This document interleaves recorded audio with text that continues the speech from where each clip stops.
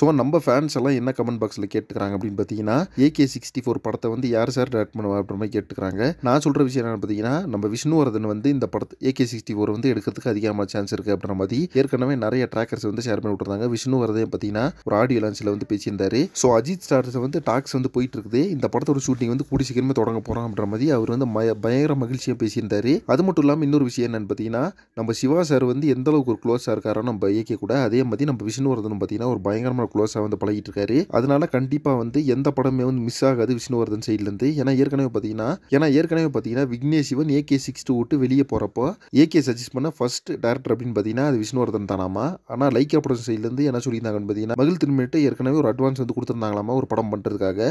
அதனால அவரை உள்ளே கூப்பிட்டுக்கலாம் அப்படின்ற மாதிரி பிளான் பண்ணியிருக்காங்க. சார் நீங்கள் வந்து விஷ்ணுவர்தன் கூட கண்டிப்பாக ஒரு படம் பண்ணுவாங்க, அதையும் நாங்களே ப்ரொடக்ஷன் பண்ணுறோம், கண்டிப்பாக வேணாம்னு சொல்ல. இப்போ இந்த விடாமுயற்சி படத்தை வந்து மகிழ் திரும்பி டேரக்ட் பண்ணிட்டோம் அப்படின்ற மாதிரி லைக்கா சொன்னாங்களாமா. அதனால தான் வந்து AK ஓகே சொன்னாராமா. ஆனால் ஏற்கனவே நம்மளுக்கு தெரியும் விஷ்ணுவர்தன் வந்து ஒரு தரமான சம்பவம் பண்ணியிருந்தாரு, ஆரம்பம் பில்லா அப்படின்னு சொல்லிட்டு. அது மட்டும் இல்லாமல் ஏற்கனவே நம்ம AK பார்த்து ஒரு விஷயம் சொல்லியிருக்காரு. அதில் என்ன சொல்லியிருக்காரு அப்படின்னு பார்த்தீங்கன்னா, பீரியட் ஆக்ஷன் படத்துக்கான ஒரு ஸ்டோரி ரெடியாக இருக்குது அப்படின்ற மாதிரி சொல்லியிருக்காரு. அந்த படத்தை தான் எதிர்பார்த்துக்கிறோம். ஏன்னா பார்த்தீங்கன்னா பாகுபலியாக இருக்கட்டும், RRR இருக்கட்டும், பொன்னியின் செல்வனாக இருக்கட்டும், இந்த ரெக்கார்டெல்லாம் தூக்கி சாப்பிட்றதுக்கு அந்த ஒரு படம் தான் வரும். ராஜராஜ சோழன் கதை அந்த பீரியட் ட்ராமா படத்துக்கு வந்து எல்லாருமே பயங்கரமாக எதிர்பார்த்துருக்கோன்றது எல்லாத்துக்கும் தெரிஞ்ச ஒரு விஷயம் கைஸ். ஓகே ஃபைனலாக வந்து அடுத்த ப்ராஜெக்ட் AK64 அப்படின்றது பிரசாந்த் நீலா அப்படின்னு சொல்லிட்டு நிறைய பேர் கேட்டிருக்கீங்க. பட் விஷ்ணுவர்தன் எடுக்கிறதுக்கு தான் அதிகமான சான்சஸ் இருக்குது அப்படின்ற மாதிரி சொல்லப்படுது. இப்போ இதை பற்றி உங்கள் ஒப்பீனியன் என்ன அப்படின்றத கமெண்ட்ஸில் மறக்காம ஷேர் பண்ணுங்கள். நெக்ஸ்ட் வீடியோ பண்ணுறேன். Thank you friends.